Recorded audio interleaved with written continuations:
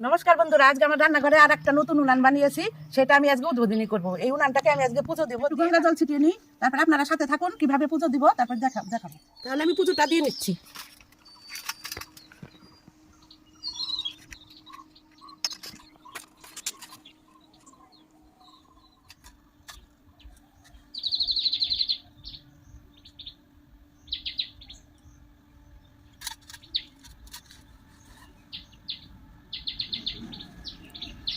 আমি পাটকাঠি দিয়েছি, তারপর দেবো গোবরের ঘুঁটে।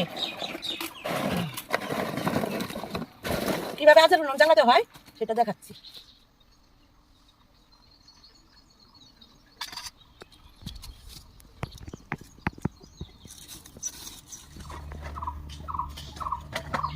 তাহলে বন্ধুরা, আজের উনুনটা জ্বালিয়ে দেখালাম, কেমন লাগলো কমেন্টে জানাবেন।